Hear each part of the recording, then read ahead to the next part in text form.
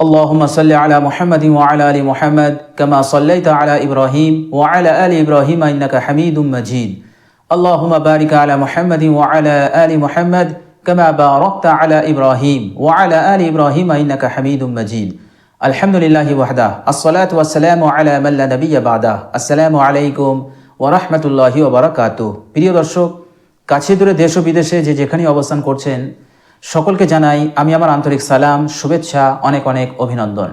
প্রিয় দর্শক, আপনাদের মধ্যে অনেক ভাই ও বোন আছেন যিনারা কিছুদিন আগে ভালো ছিলেন, অর্থাৎ গত এক সপ্তাহ আগে কি গত এক মাস আগে পরিস্থিতি ভালো ছিল, সিচুয়েশন ভালো ছিল, সব ঠিকঠাক চলছিল, সংসারে উন্নতি হচ্ছিল, সমৃদ্ধ হচ্ছিল, চতুর্দিক দিয়ে সমৃদ্ধি হচ্ছিল, আল্লাহ সুবহানাহু ওয়া তাআলা তাকে মালামাল করছিলেন, যেদিকেই যাচ্ছে যে লাইনেই যাচ্ছে আল্লাহ পাক তাকে কামিয়াব করছেন, তাকে উন্নত করছেন, সকলেই তার সঙ্গে সম্পর্ক ভালো রাখছে, তার কদর বাড়ছিল, তার ইজ্জত বাড়ছিল, তার সম্মান বাড়ছিল, তার হাজত পুরো হচ্ছিল, তার প্রয়োজন পুরো হচ্ছিল এবং তার আয়ে উন্নতি হচ্ছিল, সমৃদ্ধ হচ্ছিল।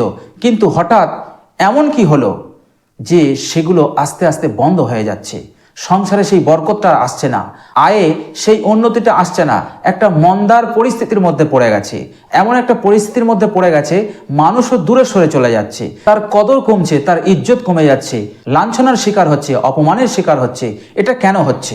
কিছুদিন আগে তো ভালো ছিল, এখন হঠাৎ এমন কি হলো? এমন খারাপ সিচুয়েশনের মধ্যে, এমন খারাপ পরিস্থিতির মধ্যে তাকে পড়তে হলো, এমন কি হলো? প্রিয় দর্শক, আপনাদের মধ্যে যারা এমন পরিস্থিতির শিকার, নিশ্চয়ই আপনাদের মধ্যে কোনো একটা ভুল হয়ে গেছে, কোনো একটা ত্রুটি হয়ে গেছে। কেননা আল্লাহ সুবহানাহু ওয়া তাআলা যখন আপনাকে মালামাল করছিল, হঠাৎ কেন আল্লাহ সুবহানাহু ওয়া তাআলা কেড়ে নিলেন? নিশ্চয়ই কোনো একটা ভুল, কোনো একটা ত্রুটি হয়ে গেছে। তো প্রিয় দর্শক, সেই ভুলটা কি, সেই ত্রুটিটা কি, সেটাই আমি আজকে বলবো। এবং এমন খারাপ পরিস্থিতি থেকে, এমন খারাপ সিচুয়েশন থেকে আপনি বেরোবেন কি করে মুক্তি পাবেন, তার সলিউশন এবং সমাধান আমি আজকের ভিডিওতে আপনাদেরকে বলে দেবো ইনশাআল্লাহ। কোরআন হাদিস থেকে আমি বলে দেবো ইনশাআল্লাহ যে আপনাদের এখন করণীয় কি। আল্লাহ সুবহানাহু ওয়া তাআলা সূরা ইব্রাহিমের 7 নম্বর আয়াতে বলেছেন, বিসমিল্লাহির রহমানির রহিম, ওয়া ইজ তাআযানা রাব্বুকুম লা ইন শাকারতুম লা আযীদান্নাকুম ওয়া লা ইন কাফারতুম ইন্না আযাবি লাশাদীদ। এখানে আল্লাহ সুবহানাহু ওয়া তাআলা বলছেন যে তোমাদের প্রতিপালক, মানে আমাদের আল্লাহ, আমাদের সকলেরই আল্লাহ। তো আল্লাহ বলছেন তোমাদের প্রতিপালক আল্লাহ সুবহানাহু ওয়া তাআলা ঘোষণা দিয়ে দিয়েছেন, এলান করে দিয়েছেন। কি এলান? লা ইন শাকারতুম লা আযীদান্নাকুম। যে ব্যক্তি আল্লাহ পাকের নিয়ামতের শুকরিয়া আদায় করবে তো আল্লাহ পাক নিয়ামতকে বাড়িয়ে দেবেন। ওয়ালা ইন কাফারতুম, আর যে ব্যক্তি আল্লাহ পাকের নিয়ামতের নাশুকুর করবে, অকৃতজ্ঞতা প্রকাশ করবে, তো আল্লাহ পাক বলছেন আমার আযাব হচ্ছে কঠিন। ইন্না আযাবি লাশাদীদ, আমার শাস্তি, আমার আযাব হচ্ছে কঠিন। আল্লাহ সুবহানাহু ওয়া তাআলা এই আয়াতের মাধ্যমে আমাদেরকে এটা বুঝালেন যে আল্লাহ পাক যখন তোমাদেরকে নিয়ামত দেবেন তখন তোমরা সেই নিয়ামতের শুকরিয়া আদায় করো। যখন তোমরা আল্লাহ পাকের নিয়ামতের শুকরিয়া আদায় করবে, আল্লাহ পাক বলছেন নিয়ামতকে আমি বাড়িয়ে দেবো। কিভাবে বাড়াবেন? নিয়ামতকে আল্লাহ পাক এইভাবে বাড়ান, যে নিয়ামত আল্লাহ পাক তাকে দিয়েছে, যে মাল আল্লাহ পাক তাকে দিয়েছে, যে কল্যাণময়, যে মঙ্গলময় জিনিস দিয়েছেন, আল্লাহ সুবহানাহু ওয়া তাআলা সেটাকে স্থায়িত্ব করে দেবেন। কখনোই আল্লাহ পাক আর তার কাছ থেকে কেড়ে নেবেন না। এটা একটা অর্থ। আরেকটা অর্থ হচ্ছে যে আল্লাহ সুবহানাহু ওয়া তাআলা যে নিয়ামত দিয়েছেন, যে মাল দিয়েছেন, যে মঙ্গলময় জিনিস দিয়েছেন, সেটাকে স্থায়িত্ব করবেন, আবার সেটাকে আরো বাড়িয়ে দেবেন। এর অর্থ এটাও হতে পারে। তো যাই হোক, আল্লাহ সুবহানাহু ওয়া তাআলা কখনোই তার কাছ থেকে নিয়ামতকে ছিনিয়ে নেবেন না, বরং স্থায়িত্ব করে দেবেন, আবার বাড়িয়েও দেবেন।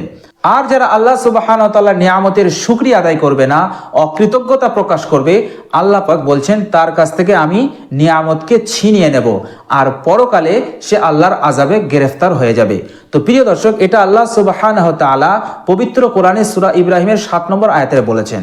তো প্রিয় দর্শক, যখন একটা মানুষ সচ্ছলতার মধ্যে থাকেন, ভালো অবস্থায় থাকেন, ভালো সিচুয়েশনে থাকেন, সবকিছুই ঠিকঠাক থাকে, যেখানেই যাচ্ছে সেখানেই লাভই লাভ, যেখানেই যাচ্ছে সেখানেই তার উন্নতি হচ্ছে, হঠাৎ যখন তার মন্দা পড়ে যায়, উন্নতি কমে যায়, এমন খারাপ সিচুয়েশনের মধ্যে পড়ে যায়, এর অর্থ হলো এই ব্যক্তি আল্লাহ পাকের নিয়ামতের শুকরিয়া আদায় করেনি।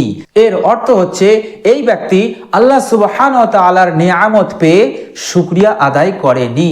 যখন সে শুকরিয়া আদায় করেনি, অকৃতজ্ঞতা প্রকাশ করেছে, একটু অহংকার ভাব এসে গেছে, আল্লাহ সুবহানাহু ওয়া তাআলা তার কাছ থেকে নিয়ামতকে কেড়ে নিয়েছে।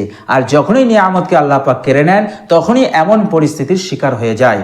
তো প্রিয় দর্শক, এখন করণীয় কি? এমন খারাপ পরিস্থিতি থেকে, এমন খারাপ সিচুয়েশন থেকে আমি বেরোবো কি করে মুক্তি পাবো?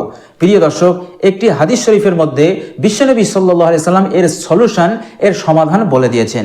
ইবনে মাজাহ শরীফের হাদিস, আর বর্ণনাকারী হযরত আয়েশা রাদিয়াল্লাহু তাআলা আনহা। তিনি বলছেন, কানা রাসূলুল্লাহ সাল্লাল্লাহু আলাইহি ওয়াসাল্লাম ইজা রাআ মা ইউহিব্বু।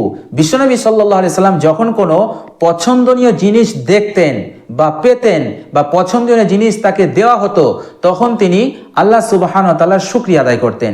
কিভাবে করতেন? তিনি এইভাবে করতেন, আলহামদুলিল্লাহিল্লাযী বিনি'মাতিহি তাতিম্মুস সালিহাত। আরেকবার বলছি, আলহামদুলিল্লাহিল্লাযী বিনি'মাতিহি তাতিম্মুস সালিহাত। যার অর্থ হচ্ছে সমস্ত প্রশংসা আল্লাহর জন্য, যার অনুগ্রহে, যার দয়ায় সমস্ত নেক কাজ, ভালো কাজ পুরো হয়। তো আল্লাহ নবী সাল্লাল্লাহু আলাইহি সাল্লাম এইভাবে যখনই তিনি ভালো জিনিস পেতেন বা দেখতেন, তখন তিনি এইভাবে শুকরিয়া আদায় করতেন।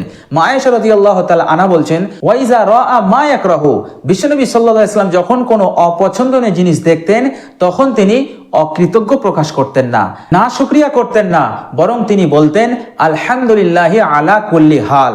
সর্ব অবস্থাতেই আমি আল্লাহ সুবহানাহু ওয়া তাআলার প্রশংসা করছি। তো আল্লাহ নবী সাল্লাল্লাহু আলাইহি সাল্লাম যখন কোনো পছন্দনীয় জিনিস দেখতেন বা পেতেন, তখন তিনি আল্লাহ সুবহানাহু ওয়া তাআলার শুকরিয়া এইভাবে আদায় করতেন, আলহামদুলিল্লাহিল্লাযী বিনি'মাতিহি তাতিম্মুস সালিহাত। আর যদি অপছন্দনীয় জিনিস দেখতেন, তখন তিনি বলতেন, আলহামদুলিল্লাহি আলা কুল্লি হাল।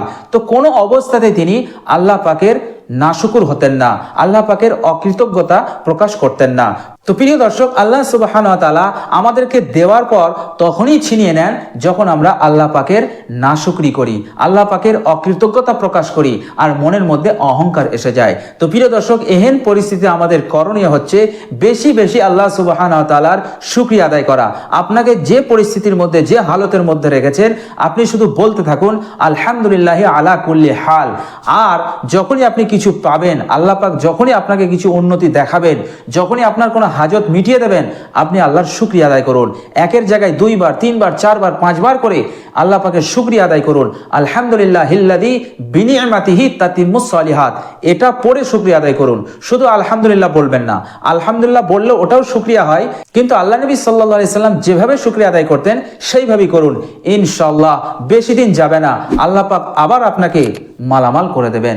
এই খারাপ পরিস্থিতি থেকে আপনাকে বার করে নিয়ে আসবেন। আল্লাহ পাক দেখবেন এই বান্দা আবার আমার শুকরিয়া আদায় করছে, আল্লাহ পাক আবার আপনাকে মালামাল করে দেবেন। সব কিছু আবার ঠিকঠাক হয়ে যাবে, সব জায়গায় আপনার কদর বেড়ে যাবে, মানুষ আবার আপনাকে ভালোবাসবে, আপনাকে মহব্বত করবে, চতুর্দিক দিয়ে সমৃদ্ধ উন্নতি আপনার জীবনে আসতে থাকবে। তো প্রিয় দর্শক, এইভাবে করে আমরা আল্লাহ সুবহানাহু ওয়া তাআলার বেশি বেশি শুকরিয়া আদায় করব।